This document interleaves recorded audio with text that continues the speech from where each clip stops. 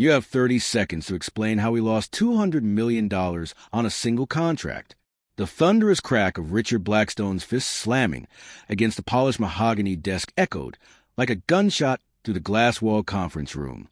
Crystal-framed photographs of his family, smiling, frozen in time, rattled in their places, bearing silent witness to the fury of a man watching his empire crumble. On the 40th floor of Blackstone Enterprises, 12 executives in immaculate Italian suits sat frozen, their eyes locked on their sleek leather briefcases, as if the answers might materialize between the seams.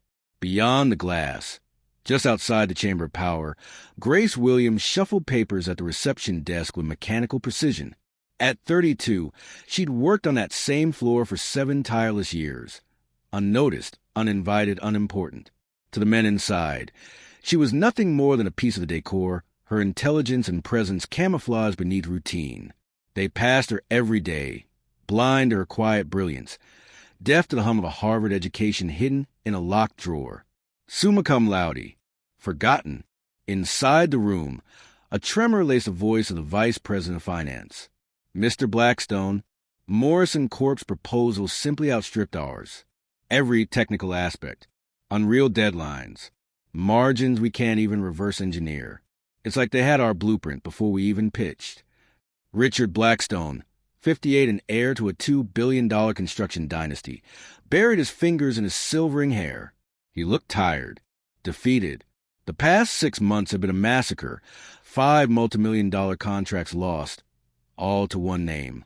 Morrison. Grace's fingers paused over the file folders. She bit her lip. She had watched this pattern emerge for years. Overpromising, bloated bids, and arrogant shortcuts. She had watched the empire fail in slow motion, powerless to intervene. Or so she thought. How is it possible, Richard muttered, voice sharp with disbelief, that a company founded 3 years ago is gutting a legacy built over 5 decades? At that precise moment, the phone on Grace's desk rang. She answered in the crisp, composed tone drilled into her since her first day. Blackstone Enterprises. Grace speaking. A pause. Then a voice, chillingly familiar. Miss Williams, this is James Morrison from Morrison Corporation. I'd like to speak to Mr. Blackstone regarding an acquisition proposal. Her breath caught. Acquisition?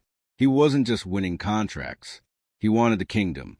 Through the glass, she watched Richard gesturing furiously at his team, oblivious to the storm waiting on line 2. This was no longer a rivalry. It was a coup, and Richard Blackstone was the last to know. Grace hovered over the transfer button. She could let the call go through, let him fall, let the empire that had ignored her fade into memory. But then she saw something new, the slump in Richard's shoulders, the sheen of sweat on his brow, the way defeat aged him in real time. And for the first time, Grace felt something unexpected, pity, or maybe something more strategic, opportunity. Mr. Morrison, she said coolly, may I place you on hold?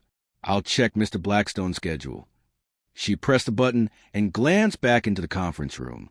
Richard now stood silently at the window, staring down at the skyline he once ruled. He had no idea his reckoning was parked 2 feet away, wrapped in a headset and a $30 blouse. She watched him bark at his team. I need solutions, not excuses. Morrison is dismantling us piece by piece. How is he beating us with wizard numbers? Grace exhaled deeply. Her fingers moved to the transfer button. Mr. Blackstone, she called out. James Morrison on line 2. The room froze. Richard turned, his eyes finally landing on her, as if seeing her for the first time in weeks. Morrison now? He picked up the phone, hands trembling. Richard, my old friend. Came Morrison's voice through the speaker, silk-wrapped and venom-laced. Hope your day is going well, considering. What do you want, Morrison? Richard growled. Straight to the point. I like that. I'm calling with a generous offer. I want to acquire Blackstone Enterprises.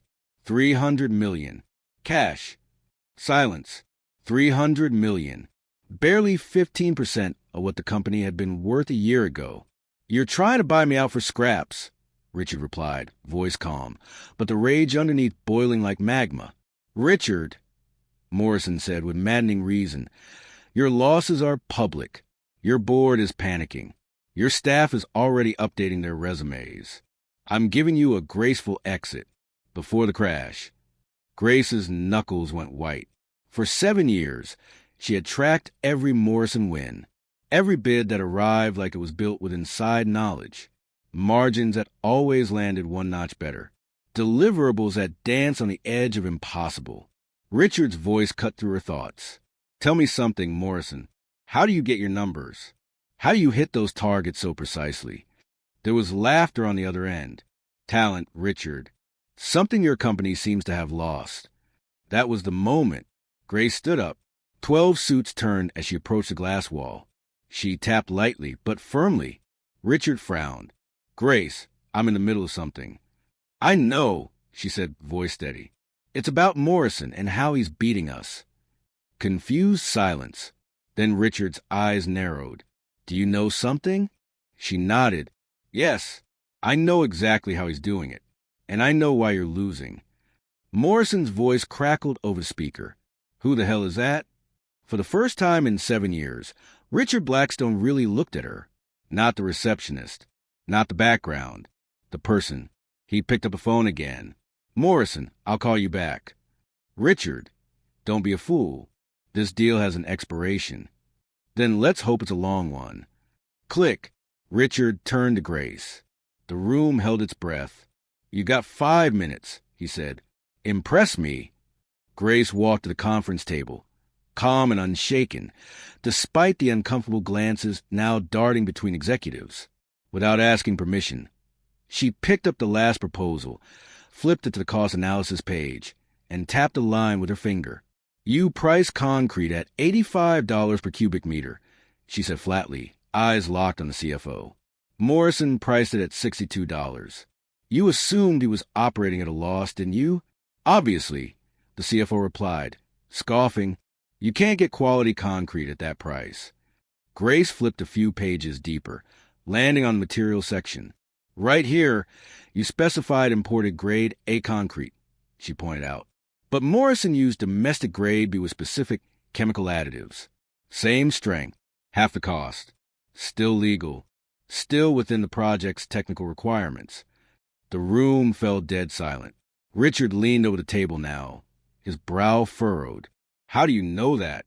"Because I've read every proposal that's crossed this desk for the past 7 years, Grace replied, her voice steady. "And because I have a degree in business administration, a fact none of you ever thought to ask about." A stunned silence overtook the room. The expressions on the executives' faces bordered on absurd, confusion, disbelief, and something edging dangerously close to embarrassment. For 7 years, they had walked past Grace Williams as if she were a filing cabinet on wheels, never once suspecting that she might be more qualified than any of them. "You have a degree in business administration?" Richard asked, his voice hoarse. "Harvard, summa cum laude. Specialization in project management and cost analysis." Her words landed like a bombshell in a war room. Mr. Patterson, one of the older executives who had likely spent decades coasting on privilege and position, leaned forward, blinking. Why would a Harvard graduate take a job as an administrative assistant? Grace's gaze didn't flinch. "Because 7 years ago, when I graduated, I received 132 rejections. Every one of them polite, every one of them professional, and every one of them saying I wasn't the right cultural fit. Imagine that." Her sarcasm was a scalpel, slicing through the thick air in the room. Richard's face shifted. Understanding dawned, slow and painful. A brilliant young black woman with elite credentials had been quietly turned away by a world that welcomed mediocrity in expensive suits. The irony was brutal. "I took this job to pay the bills while I looked for something better," Grace continued. "And after a few years of watching you all repeat the same mistakes, I realized maybe the problem wasn't the companies rejecting me. Maybe the problem was right here." Richard looked down, ashamed, but he forced himself to meet her eyes. "Go on." "Morrison isn't winning because he's a genius," she said. "He's winning because you're predictable. You always choose premium materials, whether they're necessary or not. You always add bloated safety margins to schedules. And worst of all, You believe you're the only ones qualified to lead. She picked up another proposal and flipped it open. Meanwhile, Morrison studies every one of your past bids, identifies the patterns, and undercuts you with leaner, smarter offers that hit the same benchmarks. That's impossible, Patterson muttered. Our proposals are confidential. Grace turned to him with a look of incredulous pity. Mr. Patterson, you've been outsourcing your printing to Top Print for 5 years. Did it never occur to you that the owner of Top Print is the brother of Morrison Corporation's minority partner? She let the statement hang in the air like a trap, snapping shut. You really thought your proposals were confidential? The silence was now suffocating. In under 5 minutes, Grace had not only exposed why they were losing, but also revealed how Morrison had been harvesting insider data for years. Richard stared at her as if he were waking from a coma. The realization was a bitter pill. The answer to their collapse had been sitting 2 feet away, diligent, invisible, and ignored. Grace, he said slowly, can you help us beat him? She paused.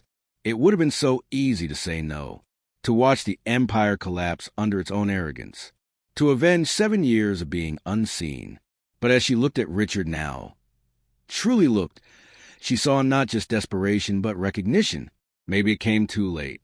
Maybe it had to be earned through disaster. But it was there. I can, she replied at last, but not as an administrative assistant, and not for $28,000 a year. Richard nodded, his pride torn but still intact. What do you want? Grace smiled, and this time it wasn't the quiet, compliant smile she'd worn for years. It was sharp, electric, unapologetic. I want you to understand that sometimes the smartest person in the room isn't the one you're looking at. And I want a real seat at the table, because I've spent 7 years learning exactly how to fix the things you keep breaking. If you've ever been underestimated at work, you know the quiet power that comes from being ignored long enough to watch everyone else's mistakes unfold in plain sight. Mistakes they never realized were being observed. 48 hours later, Grace sat in the CFO's former office, Italian leather chair, full access to the system, and a mountain of work ahead. Her title, special consultant, but the tone in which it was spoken by certain executives made it clear it was anything but welcoming. So, our new special consultant, Patterson said, his voice like acid-dipped silk. How exactly do you intend to solve a problem that our top people couldn't fix in 6 months? Grace didn't look up from the spreadsheets scattered across the desk. First, she said, you'll stop saying special consultant like it's a joke. Second, your top people made mistakes any first-year student would have caught. The room went silent again. In just a week, Grace had gone from invisible to indispensable. And while some, like Richard, had come to respect her, others, Patterson especially, saw her as a threat that needed to be neutralized. Are you sure this is wise? Patterson asked Richard, his tone paternal and poisonous. She may have a Harvard degree, but theory and real-world experience are 2 different beasts. Grace finally raised her eyes. Patterson recoiled slightly under the intensity of her stare. You're right, she said calmly. Practical experience matters. That's why I spent the last 48 hours hacking into Top Print system. The room exploded in disbelief. You what? Richard shot forward in his chair. Technically not hacking, Grace said with a faint smile. It was social engineering. I called them pretending to be from Blackstone's internal audit division. Said I needed access to verify printing records for tax purposes. They handed me the entire archive. She plugged her laptop into the projector. The screen flickered to life, revealing rows of documents. Here are all our proposals from the past 18 months, she said, clicking through neatly categorized folders. And here, she clicked again, are the files that were accessed from Morrison Corporation's terminal. Always 24 to 48 hours before their proposals were submitted. Patterson went pale. That's industrial espionage. No, Grace said, her voice suddenly ice. It's worse. She highlighted a series of timestamps. Morrison wasn't just viewing our files. He was modifying them. See this? He changed material codes to slightly inferior but still acceptable versions. He adjusted schedules to insert fake slack. Inflated costs in places we didn't think to look. Richard stood, visibly shaken. He corrupted our files? He tampered with submitted data? Yes, and every time he used our own overconfidence as cover. No one questioned the files because you assumed your processes were airtight. The boardroom fell into stunned paralysis. In less than a week, the woman no one had listened had unraveled a corporate disaster that had taken a billion-dollar empire to its knees. And she was only getting started. When we submitted our proposals, Grace continued, her voice calm but razor-sharp, they were already embedded with subtle sabotage Morrison knew exactly how to exploit. The revelation struck the room like a thunderclap. It wasn't just stolen data. It was weaponized. Morrison hadn't simply been peeking behind the curtain. He had been puppeteering their downfall from within. How is that even possible? Richard asked, his voice hollow with disbelief, his confidence unraveling before the entire board. Grace hesitated only a second, then made a decision that shifted the entire axis of the company's future. Because Morrison has an accomplice, she said quietly, inside this company. Someone with access to the final proposal files before they went to print. A stillness descended upon the room like a gas leak. Silent, invisible, suffocating. Eyes darted. Fear bloomed behind tightly controlled expressions. Suspicion hung thick as smoke. Are you certain? Richard asked, his voice barely above a whisper. I'm more than certain, Grace replied. She clicked open another file on her laptop. This is the access log for the Regional Medical Center proposal. Only 3 people accessed the final file before submission. You, Mr. Blackstone. Me, when I prepare it for printing. And she let the tension build. Someone using Mr. Patterson's login. At 2:03 a.m., 12 hours before presentation. Patterson's face twisted. That's absurd, he bellowed, his voice a sharp contrast to the deathly silence around him. I never. How dare you accuse me? I've worked here for 15 years. Exactly, Grace said coolly. 15 years. That's more than enough time to build resentment, especially once the contracts dried up and bonuses disappeared. Richard turned sharply. Patterson, you're not going to believe this. Patterson barked. This woman you've dismissed for 7 years, Grace cut in with icy precision, is now exposing the rot you chose not to see. She locked eyes with him. Mr. Patterson, you're making the same mistake Morrison did. You're underestimating someone you consider beneath you. But I have a question. How do you explain the $50,000 deposited into your personal account 3 days after each lost bid, always from a shell company? Always register at the same address as Morrison Corporation. Patterson stumbled backward, like she'd physically struck him. His face drained of color in seconds, going from crimson to corpse gray. I can explain. You don't have to, Grace interrupted. Because I've already explained everything to the FBI. They'll be here within the hour. You're facing charges of industrial espionage, wire fraud, and corporate sabotage. There was a long, frozen pause. Then it cracked. Patterson collapsed into a chair, the weight of his secret finally too much to bear. The words came spilling out like sewage. The resentment, the money, the pressure from a nasty divorce, the mounting gambling debt. He'd seen Morrison's offer as a lifeline. Easy money in exchange for one small betrayal that snowballed into the destruction of everything he claimed to protect. Security entered and stood silently at his flanks. He didn't resist as they led him from the room like a ruined king. As the glass door shut behind him, the air shifted.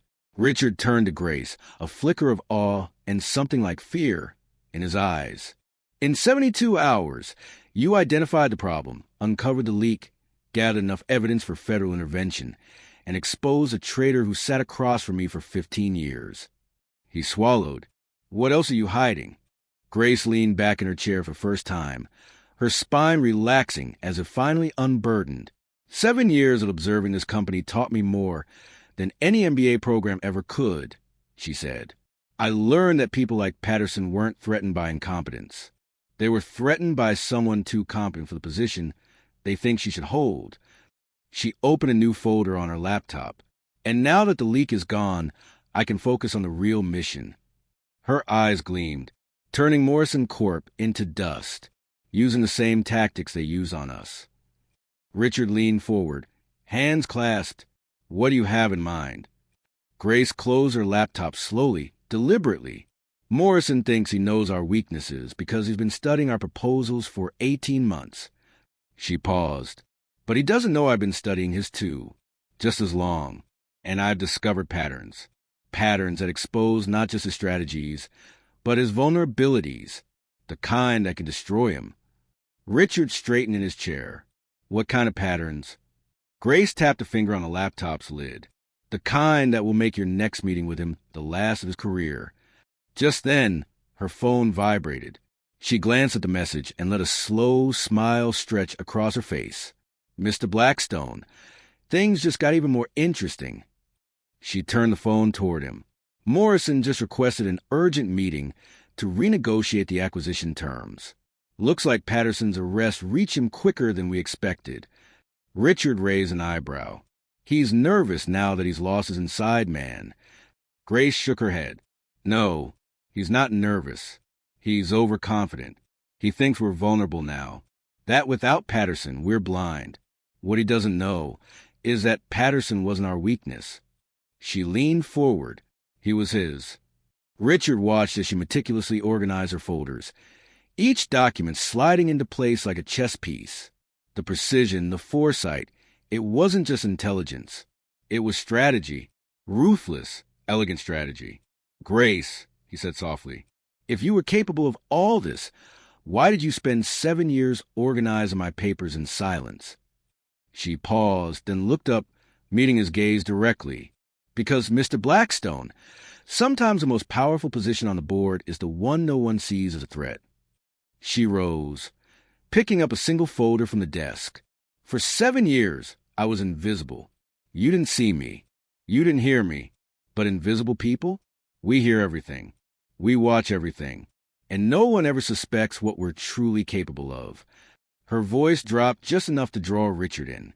And now, that invisibility will become the most dangerous weapon Morrison's ever faced. Because he made the same mistake you all did. He thought competence looks a certain way. She placed the final document into her leather satchel, zipped it shut, and stood tall. For the first time in years, she felt the weight of her Harvard degree. Not as a secret, but as a weapon sharpened by silence and refined by rage. And as she walked out of the boardroom, no longer a shadow, she allowed herself one moment of irony. 7 years ago, 132 companies had rejected her, said she wasn't the right fit. Too ambitious, too sharp, too black, too something. Today, she was about to take down the very man they would have hired in her place. Now, the very inappropriateness that had once excluded Grace Williams from corporate leadership was about to save a billion-dollar empire and destroy its greatest rival. She glanced at her phone again. Morrison confirmed the meeting for tomorrow. 9 a.m. sharp, she said.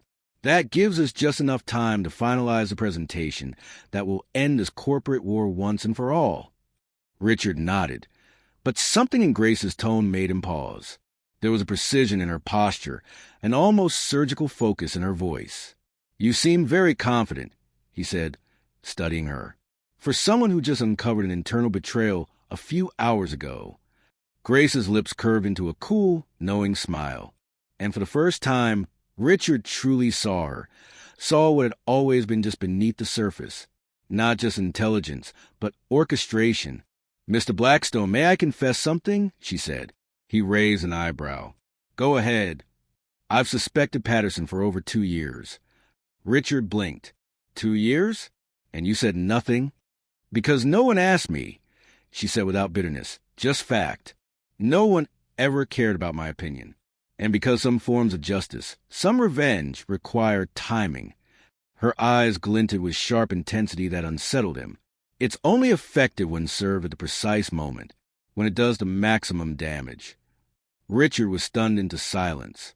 If Grace had waited 2 years, building her case in secret, maneuvering pieces behind the scenes like a master chess player, then what else was she capable of? As Grace stayed late into the night preparing for the meeting, the unspoken question lingered like smoke in the air as she kept Patterson's betrayal hidden for years, waiting for the moment to strike. What other secrets might she be holding back, waiting for the perfect moment of revelation? The next morning arrived with a suffocating stillness. Morrison showed up at Blackstone Enterprises at 8:59 a.m., punctual and arrogant, flanked by two sleek-suited lawyers and a gray-haired accountant. His expression was smug, almost pitying as he stepped into the boardroom. In his mind, this was a formality, the final signature before Blackstone's surrender. But his smirk faltered the instant he saw Grace sitting at the head of the table beside Richard Blackstone, a stack of neatly labeled folders in front of her and a laptop already wired into projector. "Mr. Blackstone," Morrison said, his voice carefully neutral as he took his seat, not sparing Grace even a glance.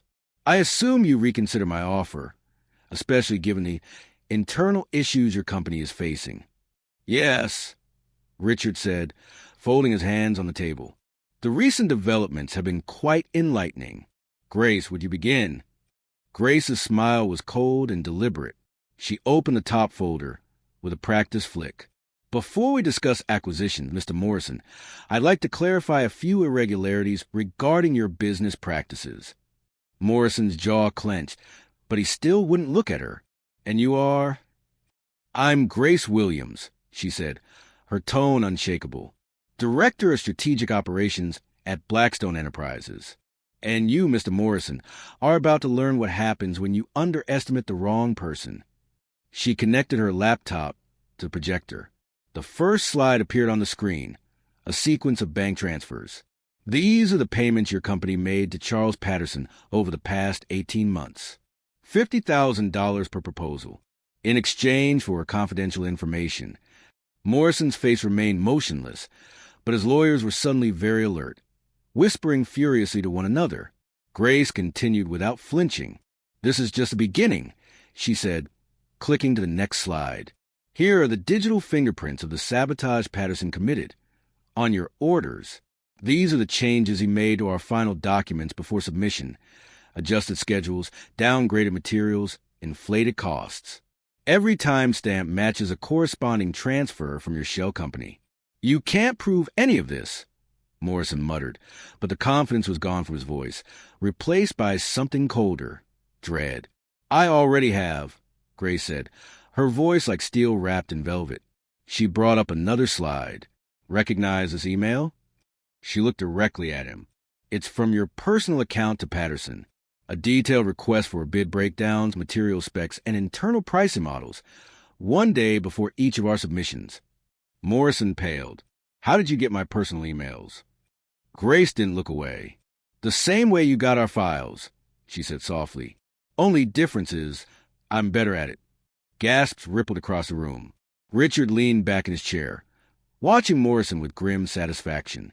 "I've been watching you for months," Grace continued. 3 months ago, when you accessed our system through Patterson's login, I flagged every data movement. While you were siphoning our intelligence, I was siphoning yours." She opened another folder, this one labeled Project Hydra.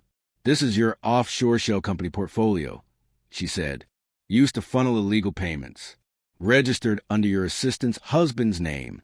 I traced the IPs, matched the transfer timestamps, and cross-referenced them with your travel records. You were there every time." Morrison finally broke. "This is blackmail." "No," Grace interrupted, rising slowly. "This is justice." And you walked straight into it. Morrison turned to his lawyers, but one of them was already gathering his things. The accountant sat frozen, eyes wide, lips slightly parted. It was over, and Morrison knew it. "I've submitted a full report to the FBI," Grace said, her tone almost merciful. "They'll be contacting you shortly. But this meeting, this is for closure." Morrison stood, shaking with rage. "You think this is the end?" "No," Grace replied. "This is the beginning of your fall." Richard rose beside her, his voice calm and resolute.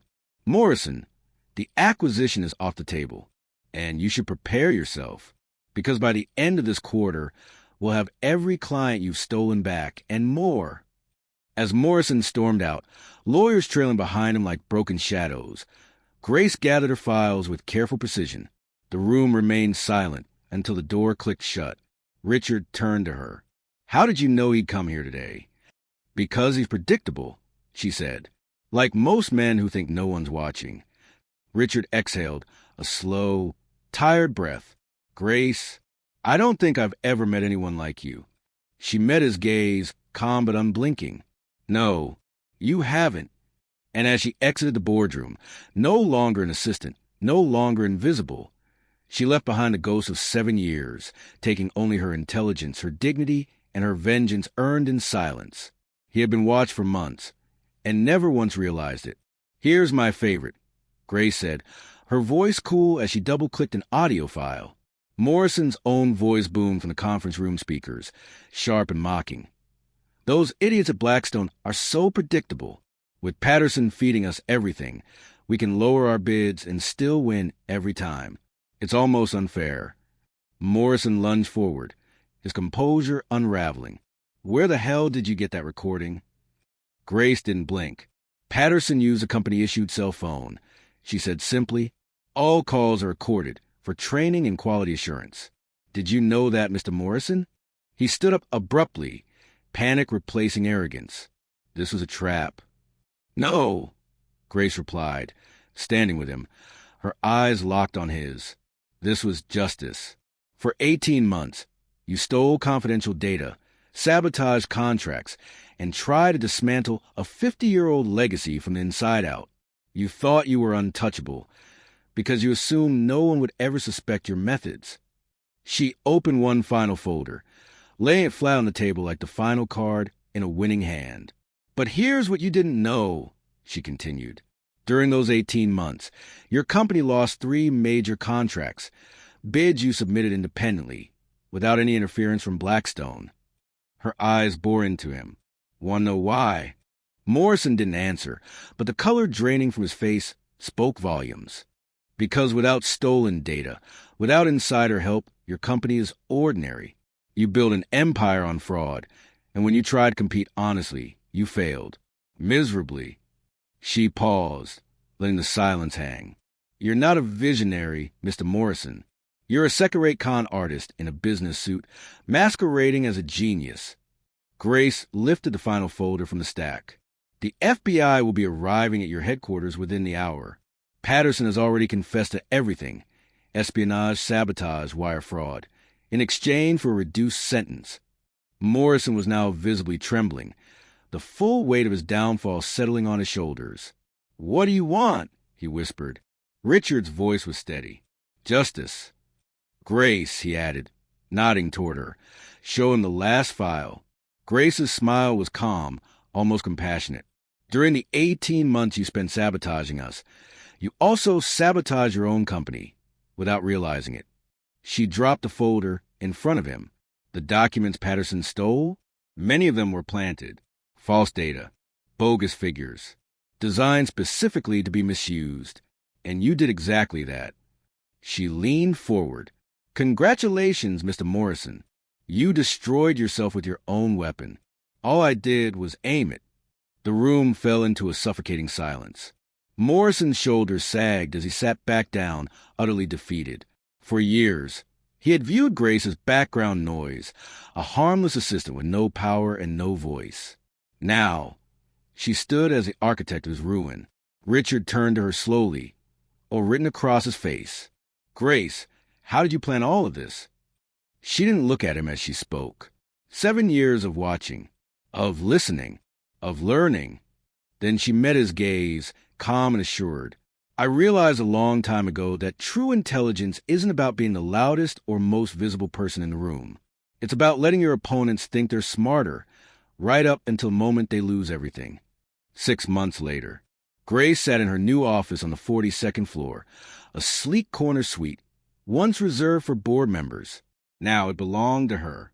Executive Vice President of Blackstone Enterprises, with a 20% profit share and full authority over strategic development. The title had been created specifically for her. After all, she hadn't just saved the company. She had expanded it. 3 new state contracts, 2 federal partnerships, and a record-breaking growth quarter. Morrison, meanwhile, was serving an 8-year sentence for industrial espionage and corporate fraud. His once rising company had been liquidated, assets seized, reputation obliterated. In business circles, his name was now a cautionary tale. "Grace," Richard said, stepping into her office with a gleam in his eye and a report in his hand. "We just closed the biggest deal in company history. $500 million. Grace looked out the window, the city sprawling below her, the same city she had once walked through as an invisible worker. "Funny how things change," she murmured, "when competence is finally allowed to rise, regardless of how it looks." Richard nodded, hesitating for a moment. "Grace, I owe you an apology. For those 7 years, She held up a hand, smiling gently. "You don't have to. Those 7 years taught me something no MBA program ever could. Sometimes, being underestimated is your greatest strategic advantage." That afternoon, she received a call from Harvard Business School. They wanted her to return, not as a student, but as a guest lecturer on corporate leadership, ethics, and resilience. Grace laughed softly as she ended the call, her fingers tapping the glass of her office window. 7 years ago, she had been rejected by 132 companies, told politely that she wasn't a good fit for their culture. Today, those same cultures were studying her playbook. To young professionals, she offered the same advice. The best revenge isn't destruction. It's building something so great that the people who doubted you can't ignore you anymore. Morrison had tried to bring down a company by preying on its weaknesses. Grace saved it by exposing its strengths, starting with the realization that talent has no specific race, class, or uniform, and that the most dangerous person in the room is often the one you've never learned to fear.